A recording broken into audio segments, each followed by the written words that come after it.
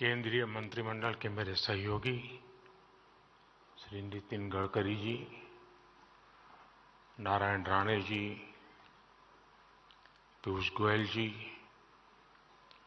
हरदीप सिंह पुरी जी, Mahendra Nath Pandey ji, industry के सभी दिग्गज, अन्य महानुभाव, देवी और सज्जनों, अभी मैं पीयूष जी को सुन रहा था। वो कह रहे थे कि आप आए तो हमारा हौसला बढ़ जाता है, लेकिन मैं देख रहा तो यहां तो सारे हॉर्स पावर लोग वाले बैठे हैं।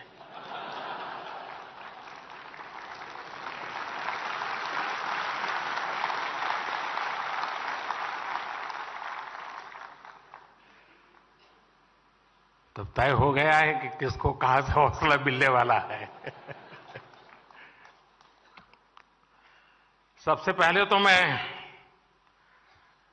ऑटोमोटिव इंडस्ट्री को इस शानदार आयोजन के लिए बहुत बहुत बधाई देता हूं। मैं आज हर स्टॉल पर तो नहीं जा पाया, लेकिन जितने भी स्टॉल्स मैंने देखे वो बहुत ही प्रभावित करने वाले थे। हमारे देश में ये सब हो रहा है, देखते हैं तो और आनंद हो जाता है। मैंने तो कभी गाड़ी खरीदी नहीं है, इसलिए मुझे कोई अनुभव नहीं है, क्योंकि मैंने कभी साइकिल भी नहीं खरीदी है। मैं दिल्ली के लोगों को भी कहूंगा कि इस एक्सपो को आकर जरूर देखें। ये आयोजन मोबिलिटी कम्युनिटी और पूरी सप्लाई चेन को एक मंच पे लाया है।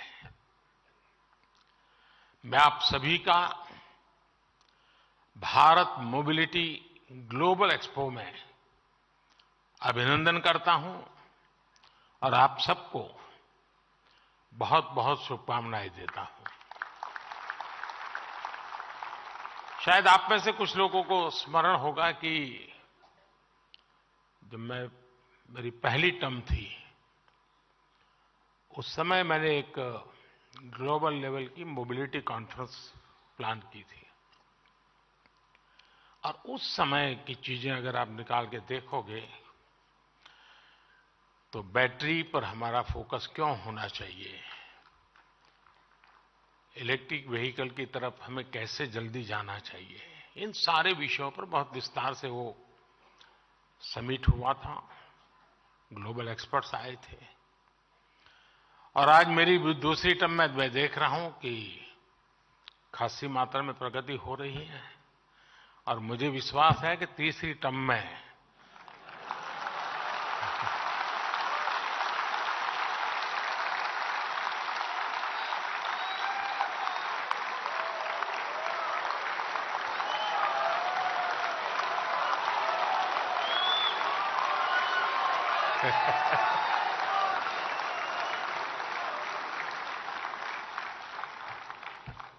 चलिए, समझदार को इशारा काफी होता है।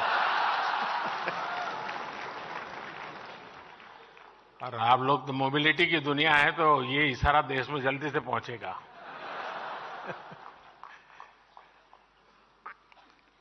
साथियों, आज का भारत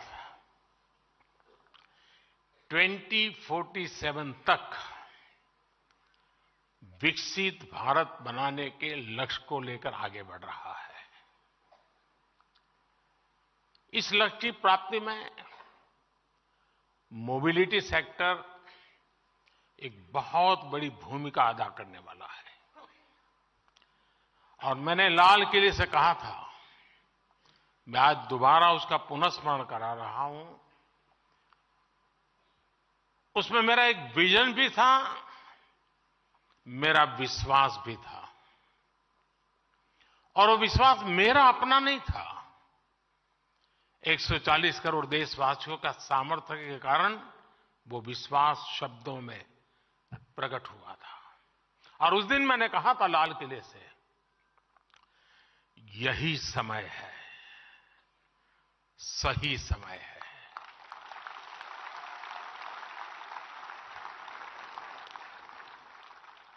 ये मंत्र आपके सेक्टर पर बिल्कुल फिट बैठता है। एक प्रकार से India is on the move and is moving fast. Bharat के मोबिलिटी सेक्टर के लिए एक तरह से गोल्डन पीरियड का प्रारंभ है। आज भारत की अर्थव्यवस्था का तेजी से विस्तार हो रहा है और जैसा मैंने पहले कहा, हमारी सरकार की तीसरे टर्म में भारत का दुनिया की तीसरी सबसे बड़ी अर्थव्यवस्था बनना तय है।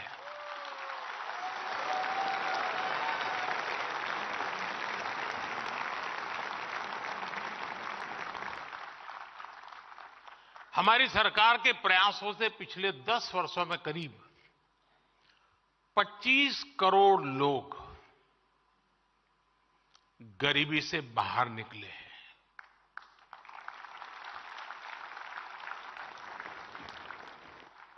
और जब वो गरीबी से बाहर निकलता है ना, तब उसके सपनों में पहली 5 चीजों में क्या होता है? एक आप होते हैं। चाहे वो साइकिल खरीदने का चाहेगा, चाहे स्कूटी खरीदना चाहेगा, चाहे स्कूटर, और हो सके तो 4 व्हीलर। उसका पहला ध्यान आप ही पर जाने वाला है। और ये 25 करोड़ लोग गरीबी से बाहर आए हैं। आज भारत में बड़ी संख्या में न्यू मिडिल क्लास बना है, जिसकी अपनी आशाएं हैं, अपनी आकांक्षाएं हैं। शायद एस्पिरेशन का लेवल उस सोसाइटी में होता है, उस इकोनॉमिकल स्ट्राटा में होता है, वो शायद ही कहीं और होता है जी। जैसे व्यक्ति के जीवन में 14 से 20 साल का कालखंड जैसे एक प्रकार से अलग ही होता है, वैसा इनके जीवन में होता है। और इसको अगर हम एड्रेस करते हैं तो आप कल्पना कर सकते हैं हम कहां से कहां पहुंच सकते हैं जी। ये न्यू मिडिल क्लास, उसके एस्पिरेशंस, और दूसरी तरफ आज भारत में मिडिल क्लास का दायरा भी बहुत तेजी से बढ़ रहा है। मिडिल क्लास की इनकम भी बढ़ रही है। ये सारे फैक्टर्स भारत के मोबिलिटी सेक्टर को नई ऊंचाई देने वाले हैं। बढ़ती हुई अर्थव्यवस्था और बढ़ती हुई आय के बीच बढ़ते हुए कुछ आंकड़े आपके सेक्टर का हौसला बढ़ाने वाले हैं। मोदी नहीं, ये आंकड़े। साल 2014 के पहले के 10 सालों में भारत में 12 करोड़ के आसपास गाड़ियों की बिक्री हुई थी, जबकि 2014 के बाद से देश में 21 करोड़ से ज्यादा गाड़ियों की बिक्री हो चुकी है। 10 साल पहले भारत में साल भर में 2000 तक इलेक्ट्रिक गाड़ियां बिक रही थी। वहीं अब भारत में करीब 12 लाख इलेक्ट्रिक गाड़ियां हर साल बिक रही हैं। पिछले 10 साल में पैसेंजर व्हीकल्स की बिक्री में 60% की वृद्धि हुई है। भारत में 2 व्हीलर सेल्स भी 70% से ज्यादा बढ़ी है। अभी कल ही जो आंकड़े आए हैं वो बताते हैं कि जनवरी के महीने में कारों की बिक्री ने अपने पिछले सारे रिकॉर्ड तोड़ दिए हैं। जिनकी बिकी है वो यहां बैठे हैं ना। आप चिंता मत कीजिए, इनकम टैक्स वाले नहीं सुन रहे हैं, घबराओ मत। यानी आप सभी के लिए मोबिलिटी सेक्टर में अभूतपूर्व पॉजिटिव वातावरण आज धरती पर नजर आ रहा है। आपको आगे बढ़कर इसका लाभ उठाना है। साथियों, आज का भारत भविष्य की जरूरतों को ध्यान में रखते हुए नई नीतियां बना रहा है और इसमें निश्चित तौर पर मोबिलिटी सेक्टर के लिए विशेष जगह है।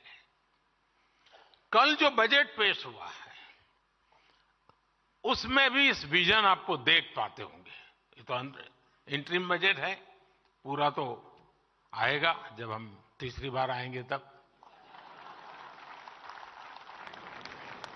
2014 में भारत का capital expenditure 2014 capital expenditure 2 lakh crore से भी कम था। 2 लाख करोड़ रुपए से कम था। आज ये 11 लाख करोड़ से भी ज्यादा हो गया है। कैपिटल एक्सपेंडिचर पर 11 लाख करोड़ रुपए का खर्च का ऐलान भारत के मोबिलिटी सेक्टर को अनेक विद अपॉर्चुनिटीज लेकर के आया है। ये न सिर्फ अर्थव्यवस्था को ताकत देगा बल्कि इससे रोजगार के भी नए अवसर बनेंगे। इस अभूतपूर्व इन्वेस्टमेंट की वजह से आज भारत में rail, road, airport, waterway transport यानी हर क्षेत्र का कायाकल्प हो रहा है। हम समुद्र और पहाड़ों को चुनौती देते हुए एक के बाद एक इंजीनियरिंग मार्वल तैयार कर रहे हैं और वो भी रिकॉर्ड समय में। अटल टनल से लेकर अटल सेतु तक भारत का इंफ्रास्ट्रक्चर डेवलपमेंट नए रिकॉर्ड बना रहा है। बीते 10 वर्षों में भारत में 75 नए एयरपोर्ट बनाए गए हैं। करीब 4 लाख किलोमीटर ग्रामीण सड़कों का निर्माण हुआ है। 90,000 किलोमीटर नेशनल हाईवे बने हैं। 3500 किलोमीटर के हाई स्पीड कॉरिडोर विकसित किए गए हैं।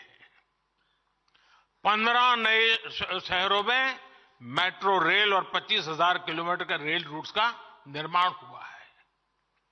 इस बार के बजट में 40,000 रेल कोचेज को वंदे भारत ट्रेन के डिब्बों जैसा आधुनिक बनाने का ऐलान किया गया है। ये 40,000 कोच सामान्य रेलगाड़ियों में लगाए जाएंगे। इससे भारतीय रेलवे की तस्वीर बदलने वाला तय है। साथियों, हमारी सरकार की इस स्पीड और स्केल ने भारत में मोबिलिटी की परिभाषा को भी बदल दिया है। हमारी सरकार का जोर रहा है कि प्रोजेक्ट समय पर पूरे हों, अटके नहीं, भटके नहीं, लटके नहीं। ट्रांसपोर्टेशन को आसान बनाने के लिए, लॉजिस्टिक्स से जुड़ी चुनौतियों कम करने के लिए भी हमारी सरकार ने ऐतिहासिक बदलाव किए। पीएम गति शक्ति नेशनल मास्टर प्लान के तहत आज देश में इंटीग्रेटेड ट्रांसपोर्ट को बढ़ावा दिया जा रहा है। एयरक्राफ्ट और शिप लीजिंग के लिए गिफ्ट सिटी रेगुलेटरी फ्रेमवर्क बनाया गया है। लॉजिस्टिक्स चेन को आधुनिक बनाने के लिए सरकार ने नेशनल लॉजिस्टिक्स पॉलिसी बनाई है। सामान की ढुलाई में समय कम लगे, पैसा कम लगे, इसके लिए डेडिकेटेड फ्रेट कॉरिडोर विकसित किए गए हैं। कल बजट में जिन 3 रेलवे इकोनॉमिक कॉरिडोर्स की घोषणा की गई है वो भी भारत में ईज ऑफ ट्रांसपोर्टेशन को बढ़ाने का एक काम करेंगे। साथियों, आज भारत में नेशनल हाईवेज और आधुनिक एक्सप्रेसवे के निर्माण के जरिए कनेक्टिविटी को निरंतर मजबूत किया जा रहा है। जीएसटी ने न सिर्फ सामानों की आवाजाही को तेज किया है, बल्कि राज्यों के बॉर्डर्स पर जो चेकपोस्ट होते थे उन्हें भी खत्म किया है। फास्ट ट्रैक टेक्नोलॉजी भी इंडस्ट्री के ईंधन और समय दोनों की बचत करा रही है। एक स्टडी के मुताबिक फास्ट ट्रैक से अर्थव्यवस्था को हर साल 40,000 करोड़ रुपए का फायदा हो रहा है। साथियों, भारत आज विश्व का इकोनॉमिक पावर हाउस बनने के मुहाने पर है।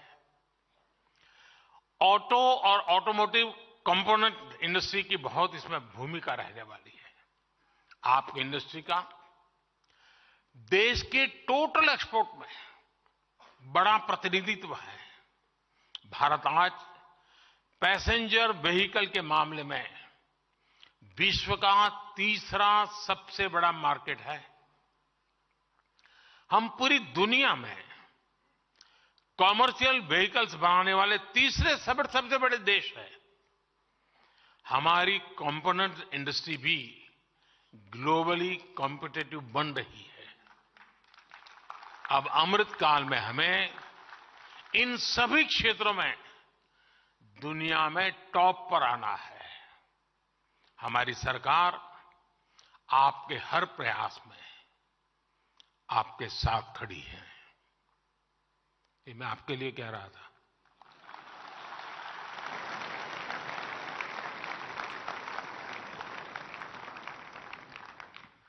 आपकी इंडस्ट्री के लिए सरकार ने 25,000 करोड़ रुपए से ज्यादा की प्रोडक्शन लिंक इंसेंटिव स्कीम बनाई है।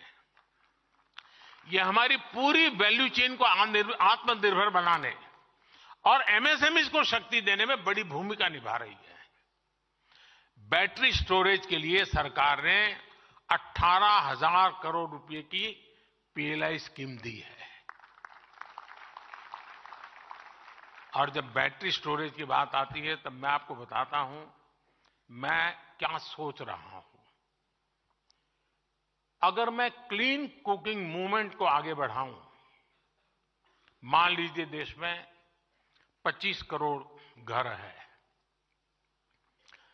और रूफटॉप सोलर और बैटरी स्टोरेज की व्यवस्था और उससे कुकिंग की व्यवस्था, क्लीन कुकिंग की व्यवस्था, 25 करोड़ बैटरी की जरूरत, मतलब आपकी गाड़ियों से सैकड़ों गुना बैटरी की आवश्यकता, जो एक अपने आप में गाड़ी की बैटरी को एकदम सस्ता कर देगी।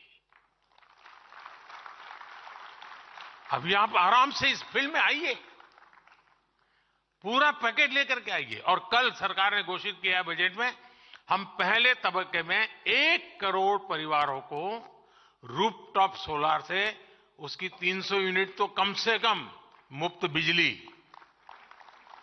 और मेरी तो योजना है कि रूफटॉप से उसका इलेक्ट्रिक व्हीकल का चार्जिंग व्यवस्था उसके घर में ही हो, उसकी गाड़ी रात को आए, स्कूटी आए, स्कूटर आए, चार्ज हो जाए, सुबह अपना चलता चले। यानी एक प्रकार से डिसेंट्रलाइज व्यवस्था पूरी तरह रूफटॉप सोलर सिस्टम के साथ जोड़ने की कल्पना है। ये सारी चीजें आपके भविष्य की योजनाओं के में दिमाग में रख करके प्लान कीजिए। मैं आपके साथ हूं।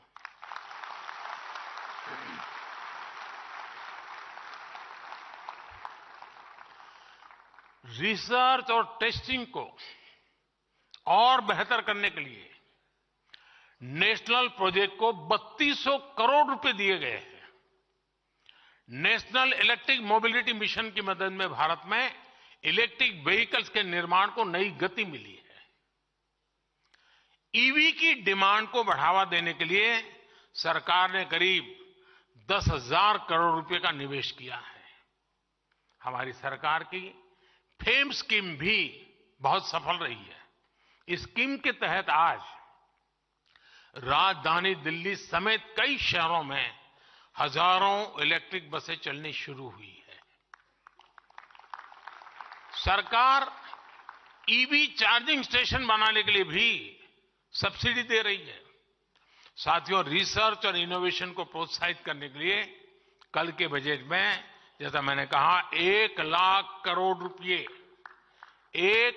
करोड़ रुपए की फंड की घोषणा की है। स्टार्टअप्स को मिल रही टैक्स छूट को और विस्तार देने का भी निर्णय कर लिया है।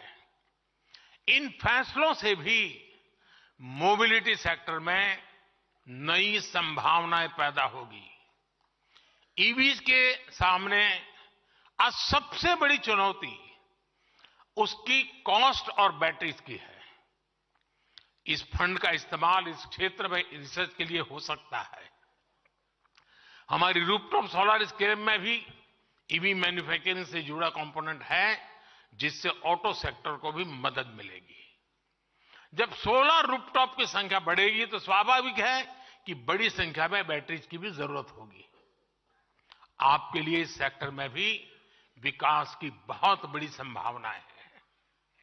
और मैं तो एक और बात कहूंगा, क्यों नहीं हमारी इंडस्ट्री ऐसी रिसर्च करती जिसमें भारत में मौजूद रॉ मटेरियल से ही नई तरीके की बैटरी बनाई जाए।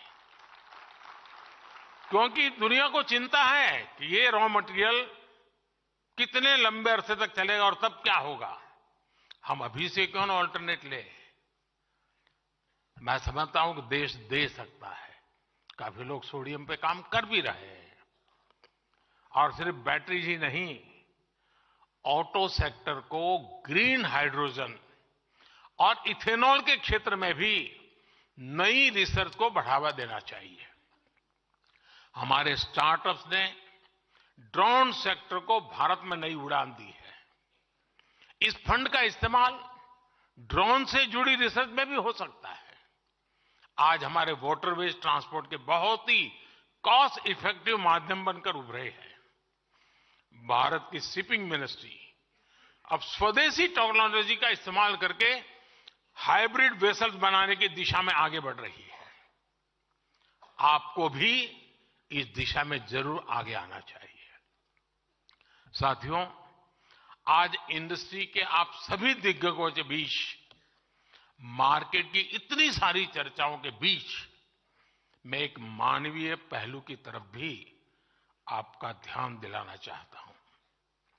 हमारे लाखों ड्राइवर साथी इस मोबिलिटी सेक्टर का एक बहुत बड़ा हिस्सा है। जो ट्रक चलाते हैं, जो टैक्सी चलाते हैं, वो ड्राइवर हमारी सामाजिक और आर्थिक व्यवस्था का एक अभिन्न हिस्सा है। अक्सर ये ड्राइवर्स घंटों घंटों लगातार ट्रक चलाते हैं और मालिक भी क्या समय पर क्यों नहीं आया वहीं से शुरू करता है, कहां रुक गया था। इनके पास आराम का समय नहीं होता।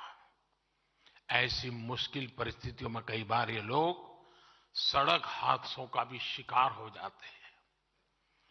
ट्रक ड्राइवर्स की इस चिंता, उनके परिवार की इस चिंता को भी हमारी सरकार भली भांति समझती है। मुझे आपको ये बताते हुए खुशी है कि ड्राइवर्स को बीच सफर में आराम देने के लिए केंद्र सरकार ने एक नई योजना पर काम शुरू किया है। इस योजना के तहत सभी नेशनल हाईवेज पर ड्राइवरों के लिए नई सुविधा वाले आधुनिक भवनों का निर्माण होगा। इन भवनों में ड्राइवरों के लिए भोजन, पीने के साफ पानी, शौचालय, पार्किंग और आराम करने की पूरी व्यवस्था होगी। सरकार की तैयारी इस योजना के पहले चरण में देश भर में ऐसे 1000 भवन बनाने से शुरुआत करने की है।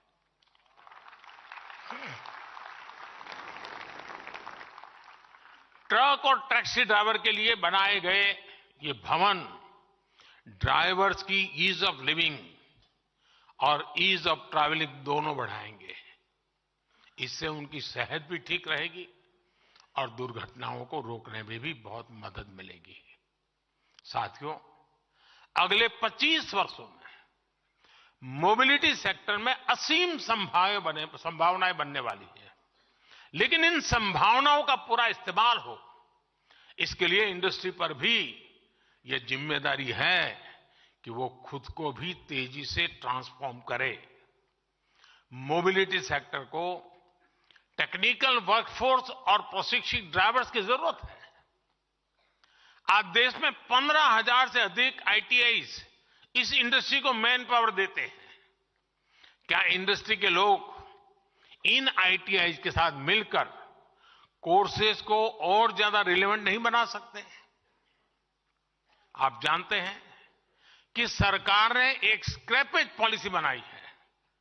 इसके तहत पुरानी गाड़ियों को स्क्रैपिंग के लिए देने पर नई गाड़ियां खरीदने के दौरान रोड टैक्स में छूट दी जाती है।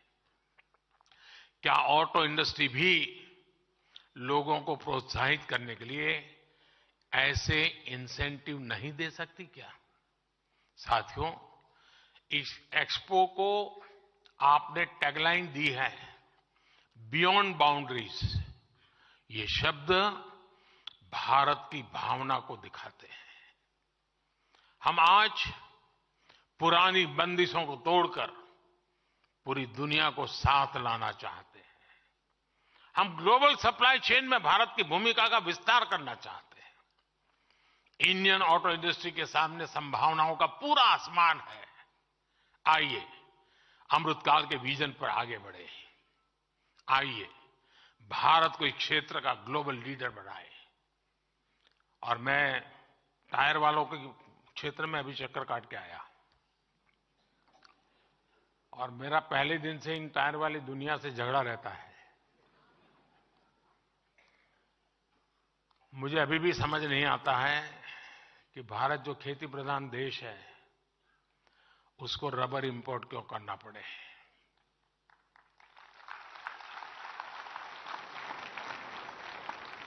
क्या टायर इंडस्ट्री का जो एसोसिएशन है, वे मिलकर के किसानों के साथ बैठ करके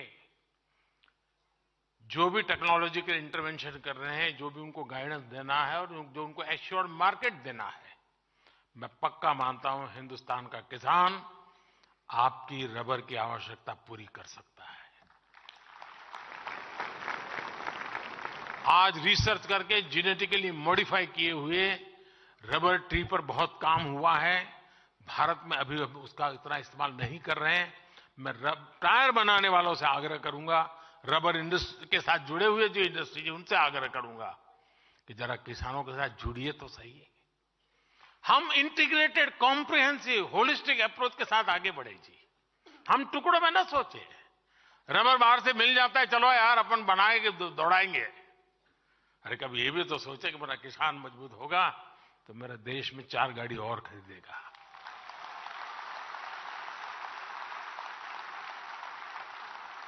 और गाड़ी कोई भी खरीदे, टायर तो आप ही का लगने वाला है जी।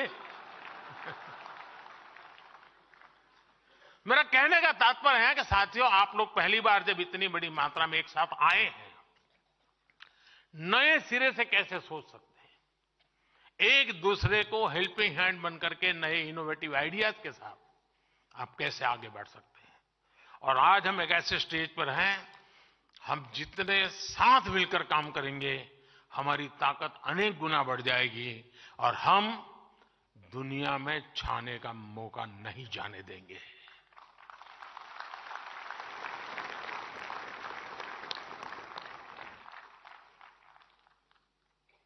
साथियों, डिजाइनिंग के क्षेत्र में भी आज दुनिया में जितने भी बड़े बड़े क्षेत्र हैं, शायद ही कोई ऐसा होगा जिसकी रिसर्च लैब हिंदुस्तान में ना हो।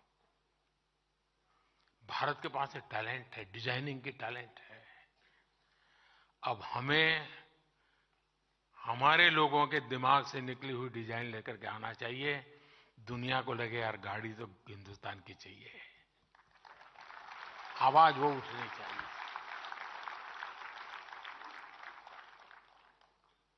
गर्व से वो कहे, रास्ते में जाता है तो कोई भी, अरे ये हमारी मेड इन इंडिया है, जरा देख के गाड़ी तो देखे जरा।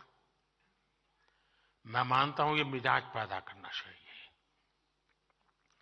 और अगर आपका आप पर भरोसा होगा ना, तो दुनिया आप पर भरोसा करेगी। मैं जब दुनिया के सामने योग की बात लेकर के गया था, यूं मैंने योग की बात कही थी, तो मैं वापस हिंदुस्तान आया तो मुझे कई लोग कह रहे थे, क्या मोदी जी यूएन में पहला भाषण करने गए और आप ये करके आए। लेकिन आज पूरी दुनिया नाक पकड़ करके बैठ गई है।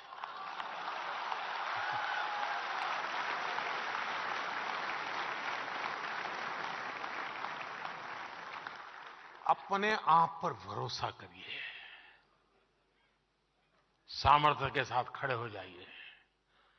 विश्व का कोई ऐसा रास्ता ना हो जहां आप नजर ना आए। दोस्तों,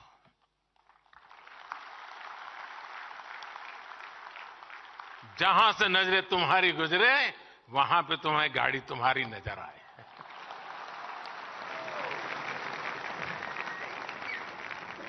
आप सभी को बहुत बहुत शुभकामनाएं। धन्यवाद।